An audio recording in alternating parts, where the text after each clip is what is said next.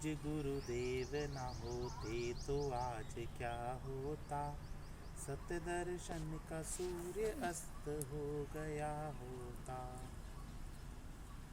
पूज्य गुरुदेव कांजी स्वामी जो हमारे जीवन में जिनका उदय हुआ और उनके कारण यह जो मनुष्य जन्म अनंत पुण्य करके अनंत पुरुषार्थ करके हमने पाया, उनके कारण वीतरागी तत्व ज्ञान हमको मिला और उस तत्व ज्ञान में हम लोगों का मन भी लग रहा है।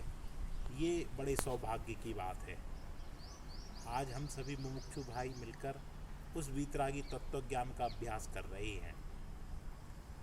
क्या ये अभ्यास करना ही कार्यकारी है कि उस अभ्यास के द्वारा जो अनंत सुखी मैं भगवान आत्मा हूँ उसका रसास्वादन करना भी जरूरी है। जब तक हमने वो रसास्वादन नहीं किया तब तक हमारा काम पूरा नहीं हुआ।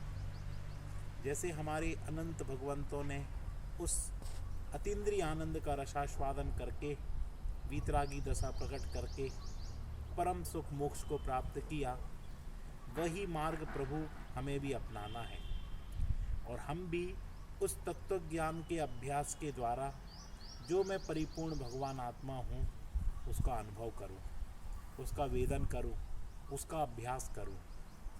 हमें प्रतिदिन सुबह दोपहर शाम कम से कम 10 मिनट बैठकर एकांत में ये चिंतन करना चाहिए कि जो शास्त्र में पढ़ा हो, स्वाध्याय में सुना हो, उसका एकांत में बैठकर विचार करना चाहिए कि मैं कौन हूँ, भगवान कौन है और मैं भगवान कैसे बन सकता हूँ। गुरुदेव श्री के जीवन को देखो तो वो उसी कैंपस में रहते थे, वहीं सुबह दोपहर शाम रात दिन एक आत्मा का चिंतन, मृदु संभाषण में वही कथन। उनके जीवन से कितनी सरलता, सादगी, समता झलकती थी। कोई आडंबर नहीं, कोई परिग्रह नहीं, सादा जीवन, उच्च विचार उनका आदर्श था। हम उनके अनुयायी हैं तो हमें भी अपने संसाधनों को, आरंभ परिग्रह को सीमित कर अपनी परिणति को अपने त्रिकाली ध्रुव भगवान आत्मा पर स्थिर करना चाहिए और अपरिणामी कूटस्थ ध्रुव नित्य परमात्मा का अनुभव भी करना चाहिए। जो बात हम लोगों की चर्चा में आई है वो हमारी चर्या में भी आना चाहिए। लाभ तो तब होगा। चर्चा में आने से हमारे वचन सुधर गए, भाषा सुधर गई। सोचो चर्या में आएगी तो हमारी परिणति भी सुधर जाएगी।